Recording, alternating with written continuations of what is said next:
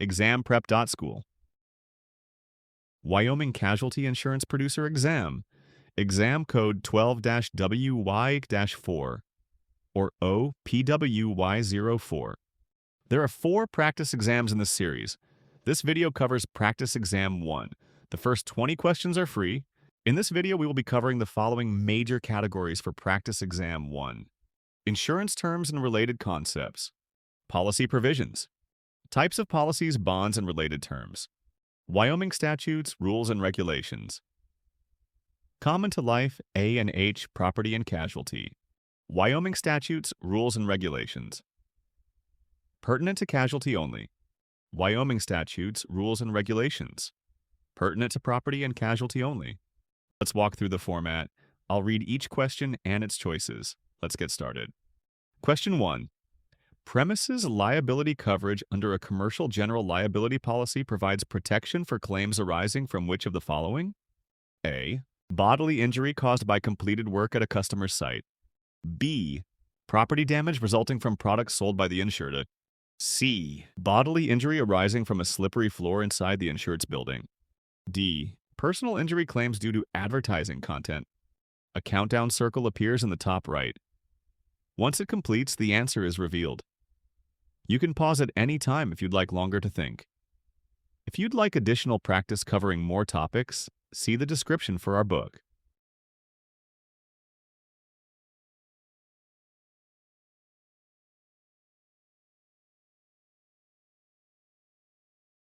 The correct answer is C.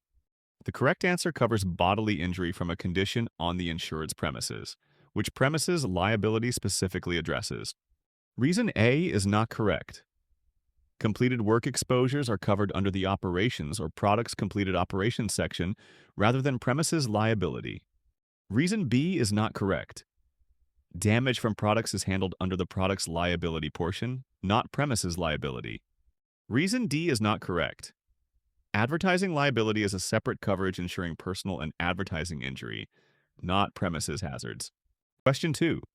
Which of the following best exemplifies an operations liability exposure under a commercial general liability policy? A. A customer slips on ice in the insured's parking lot. B. A painter spills paint on a client's driveway while working off-site. C. A machine manufactured by the insured malfunctions and injures a user. D. A contractor's completed installation of a fence collapses months later.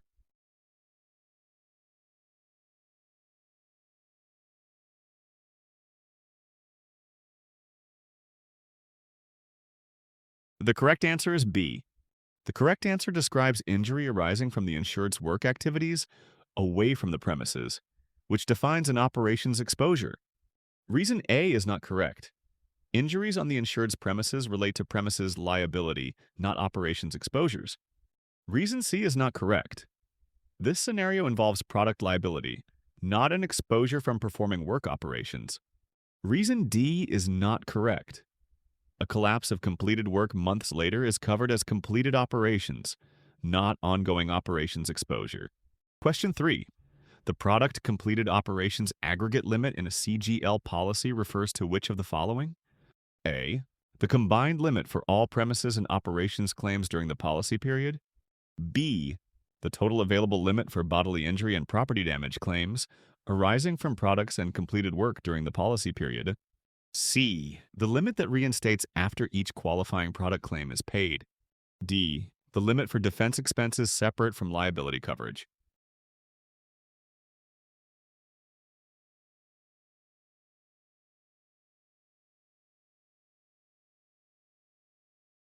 The correct answer is B. The correct description combines both product liability and completed operations exposures into one aggregate limit for the policy period. Reason A is not correct. This describes the general aggregate limit for premises and operations exposures, not the product completed operations aggregate. Reason C is not correct. Limits do not automatically reinstate after payment.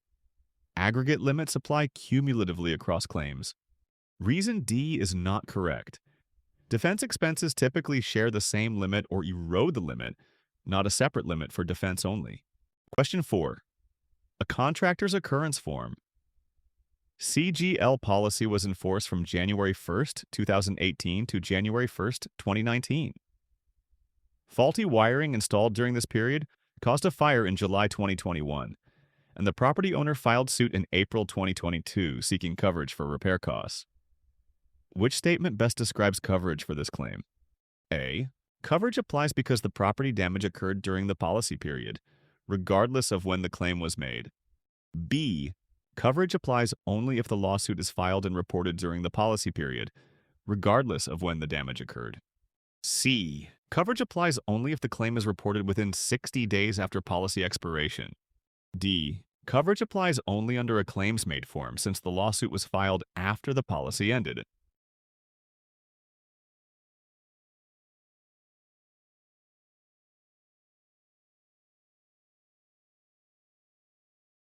The correct answer is A. Occurrence form policies respond to losses based on when the damage occurred during the policy period and are not contingent on when the claim is reported. Reason B is not correct. This describes a claims-made form, not an occurrence form. Reason C is not correct.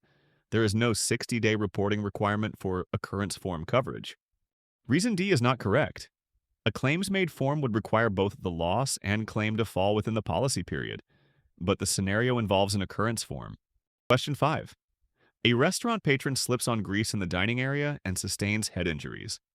Under the coverage, a section of the restaurant's CGL policy, what condition must be met for bodily injury liability to apply? A. The bodily injury must result from an occurrence defined as an accident. B. The injury must be intentionally caused by the insured during service. C. The injury must arise solely from product operations away from the restaurant. D. The injury must be expected or intended by the insured.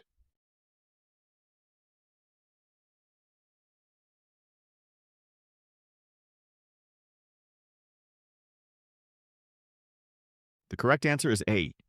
Coverage A requires that bodily injury result from an occurrence or accident during the policy period to trigger liability coverage. Reason B is not correct. Intentional acts are excluded under coverage A. Reason C is not correct. Coverage applies to operations on the premises as well as products, not solely off-premises operations. Reason D is not correct. Expected or intended injuries are excluded from coverage A.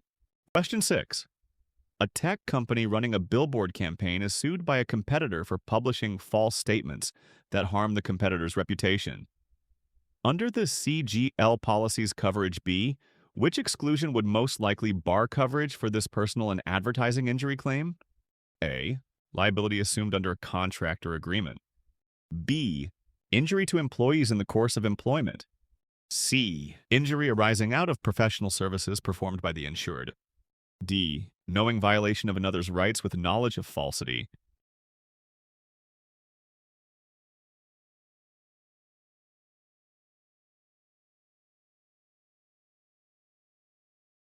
The correct answer is D. Coverage B excludes personal or advertising injury when the insured knows the published material is false and infringes on another's rights. Reason A is not correct. Contractual liability exclusion applies only to liability assumed by contract, not defamatory statements. Reason B is not correct. Employee injury exclusion applies to worker-related injuries, not defamation claims. Reason C is not correct.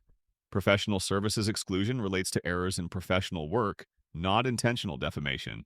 Question 7. During a store visit, a non-employee trips over merchandise and incurs medical expenses. Which condition in the CGL policy's medical payments section must be met before the insurer will reimburse these expenses? A. The medical treatment must begin within 3 years of the accident. B. The insured must admit legal liability for the injury.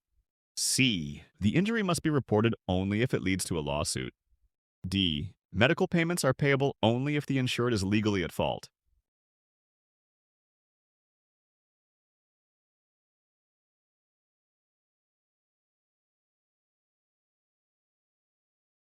The correct answer is A. Medical payments coverage requires that treatment begin within 3 years of the accident date, regardless of fault or legal liability. Reason B is not correct. Legal liability admission is not required for medical payments. Reason C is not correct. Reporting is required promptly, not only if a suit is filed. Reason D is not correct. Medical payments apply no fault and do not require proof of legal fault. Question 8. An insured is sued for bodily injury and needs funds for a bail bond. Under the CGL policy's supplementary payments, which coverage is provided for bail bonds? A. Up to $100 for any one bail bond. B. Up to $500 per claim for bail bonds. C. Unlimited bail bond coverage as long as the insurer defends the suit. D. Up to $250 per bail bond regardless of bond amount.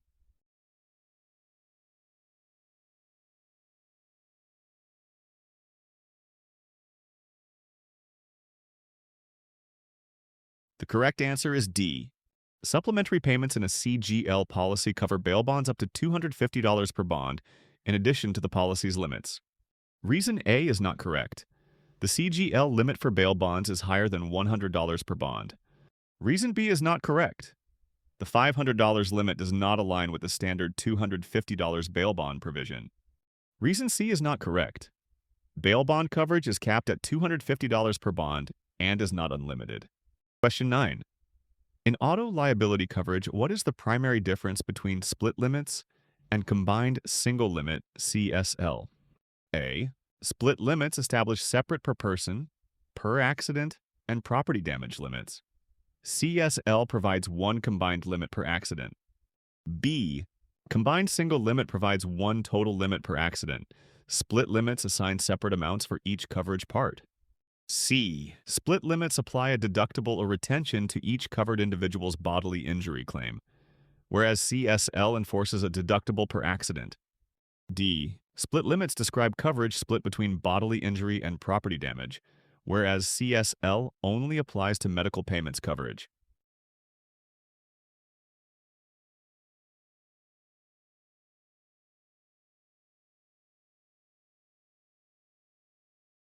The correct answer is A.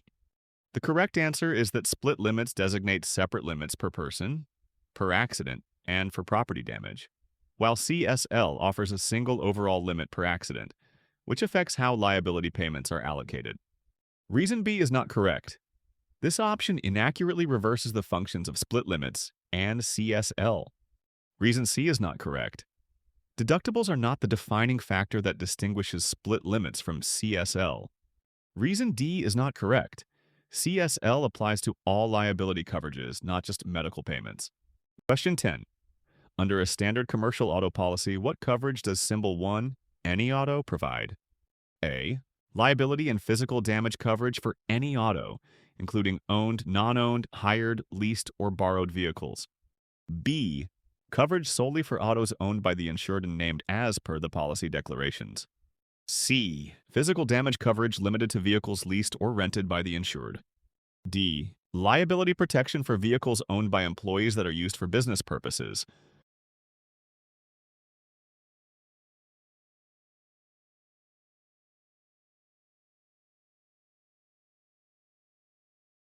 The correct answer is A. The correct answer is that symbol 1 extends coverage to any auto encompassing owned, non-owned, hired, leased, or borrowed vehicles, regardless of ownership status. Reason B is not correct. Symbol 1 is not limited to owned vehicles named in the declarations. Reason C is not correct. Symbol 1 is broader than just leased or rented vehicles and covers all types of autos. Reason D is not correct. Symbol 1's coverage does not depend on employee ownership or usage. It applies to any auto. Question 11. In Wyoming, if personal injury protection PIP coverage is elected, which individuals are covered regardless of fault? A. Named insured family members, passengers in any covered vehicle, and pedestrians struck by a covered auto. B. Only the named insured and family members residing in the same household. C. Persons operating covered vehicles, excluding pedestrians and passengers. D. Any individual injured as a result of the insured's negligence, irrespective of their relationship to the insured.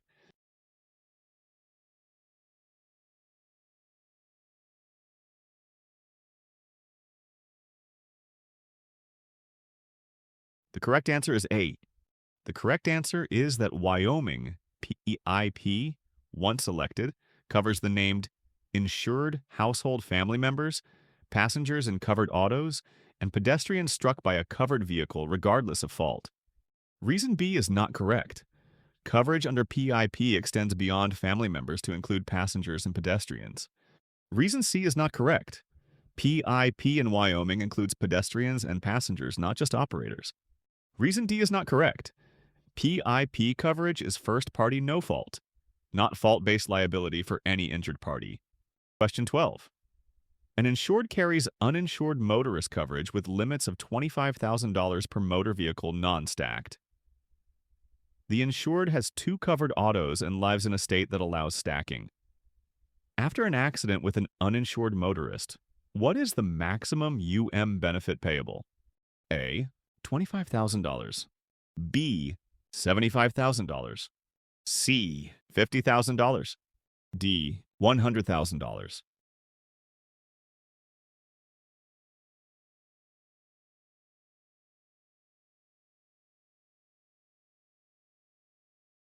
The correct answer is C. The correct answer is that the total benefit is doubled by stacking two $25,000 limits for a $50,000 maximum payment. Reason A is not correct. This describes non-stacked coverage, ignoring the state's stacking provision. Reason B is not correct. This incorrectly stacks one full limit plus half of another, which is not permitted. Reason D is not correct. This stacks 4 limits instead of 2, overstating the benefit. Question 13. A repair shop carries garage keepers coverage with the direct primary option. A customer's vehicle is damaged by a fire while parked for service. How does the direct primary option affect the garage keepers coverage? A. Coverage applies only if the garage is found legally liable. B. Coverage excludes fire damage unless liability is established. C. Coverage reimburses only after the customer's insurer pays. D. Coverage responds as primary without requiring proof of liability.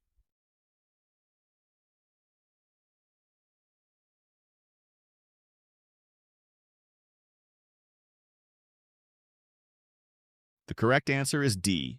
The correct answer is that direct primary makes the garage keeper's coverage primary, so it pays without needing to establish legal liability first. Reason A is not correct. This reflects standard liability coverage, not the direct primary option. Reason B is not correct. This adds an exclusion that does not exist under the direct primary option. Reason C is not correct. This reverses the payment order, incorrectly placing the customer's insurer first. Question 14. A business auto policy includes a drive other car endorsement. What primary purpose does this endorsement serve for the insured? A. To provide physical damage coverage only on dealership-owned vehicles. B. To add collision coverage when renting vehicles internationally. C. To extend liability coverage to non-owned vehicles driven by insureds. D. To reduce the liability limits when driving vehicles owned by others.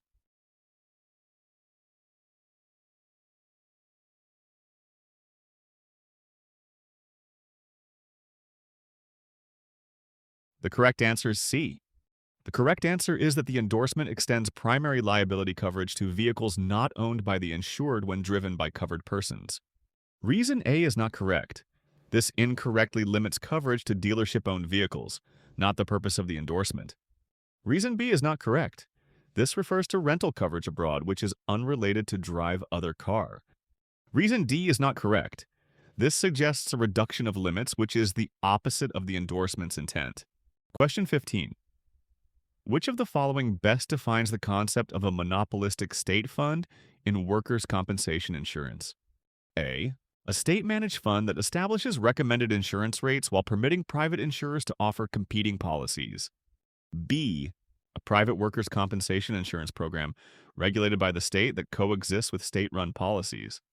C. An employer-funded insurance pool administered by a private entity under state oversight to provide coverage to high-risk employers.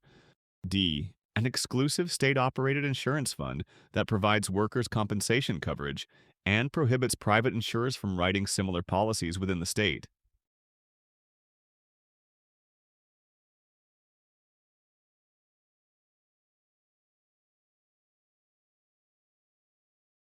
The correct answer is D.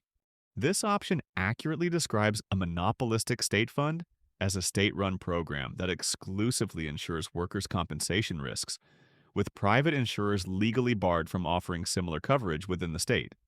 Reason A is not correct. This describes an elective or competitive state fund that allows private insurers to compete, which differs from the exclusive nature of a monopolistic fund. Reason B is not correct. This describes a private program operating alongside state policies, rather than an exclusive state-operated fund that prohibits private competition. Reason C is not correct. This describes a private or employer-funded pool under state oversight, not a state-operated fund with legal exclusivity over workers' compensation coverage. Question 16. A machine operator employed by Alpine Manufacturing sustains a hand injury while working on an unlisted state project. The company's workers' compensation and employer's liability policy specifies 3 parts. Part 1. Workers' compensation. Part 2. Employer's liability. And Part 3. Other states' insurance.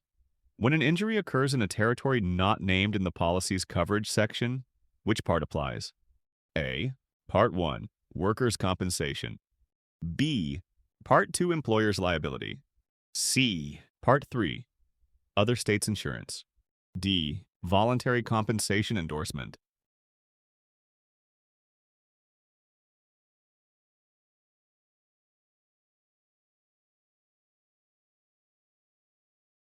The correct answer is C.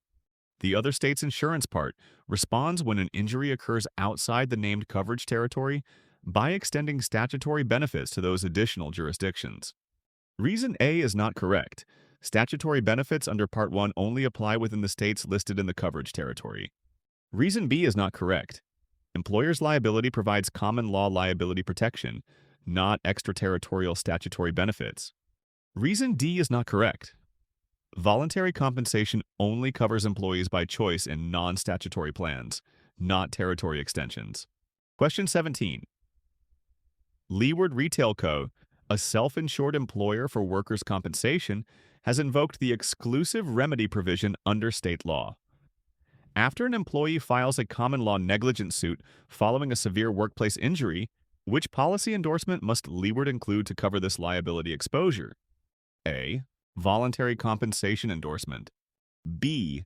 Occupational accident and health endorsement. C. Stopgap endorsement. D. Additional insured endorsement.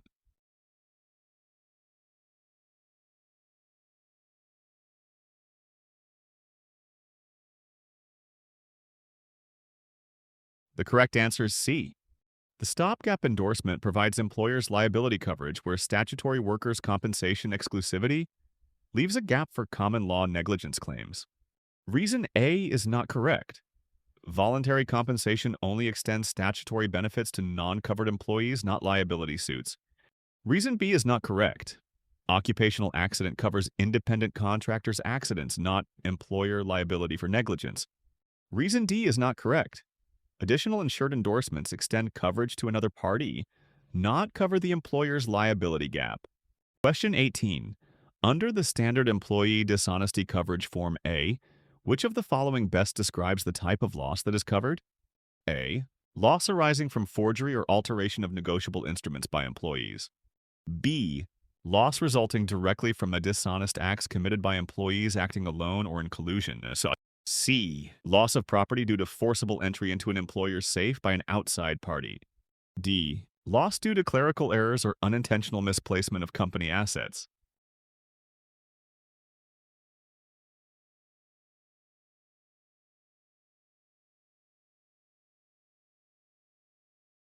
The correct answer is B. The correct answer is that the form covers loss resulting directly from dishonest acts committed by employees acting alone or in collusion.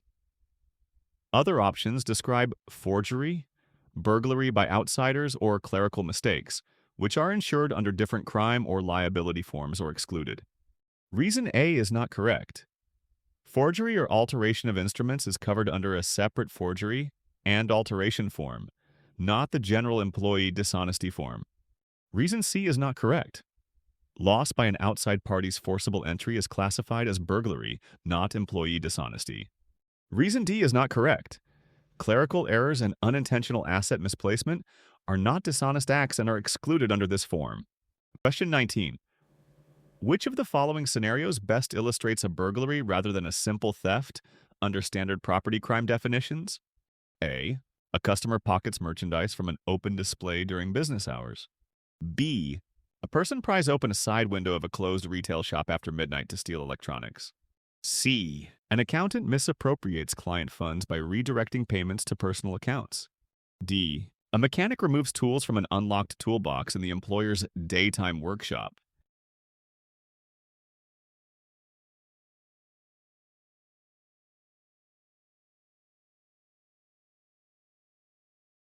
The correct answer is B. This scenario qualifies as burglary because it involves forcible entry into closed premises with intent to commit theft. The other situations lack breaking and entering or involve distinct crimes like embezzlement or simple theft of openly accessible property. Reason A is not correct. Taking merchandise from an open display is simple theft because there's no unlawful entry. Reason C is not correct. Misappropriating funds by an accountant is embezzlement, not burglary. Reason D is not correct. Removing tools from an unlocked toolbox is theft without forced entry, not burglary. Question 20. A company's commercial crime policy includes a forgery and alteration. Insuring agreement effective January 1st through December 31st. In November, a former contracted auditor, no longer on the payroll, forged the owner's signature on a company check and deposited the funds into a personal account. Under the forgery and alteration insuring agreement, will the company's loss be covered?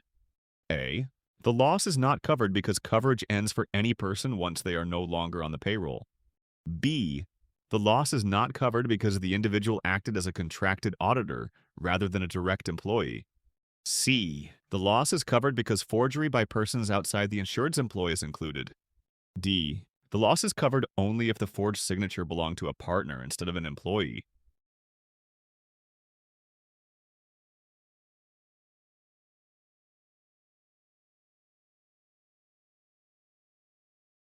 The correct answer is C. The forgery and alteration. Insuring agreement covers direct loss from forgery or alteration of negotiable instruments by any person other than an insured, including former employees or contracted auditors. Coverage is not limited to current employees or partners. Reason A is not correct. Coverage does not terminate for former employees or agents. It applies to any person outside the definition of insured. Reason B is not correct. Coverage extends to non-employees. Contractual status does not exclude a person from forgery protection. Reason D is not correct. The definition of insured does not require the forged signature to belong to a partner. Non-employee forgeries are covered regardless of signer status. Enjoyed this practice test? Tap like, hit subscribe, and share it with a classmate. Got a question we should tweak? Comment below, we read them all. Find full practice exam books in the description or at ExamPrep.School.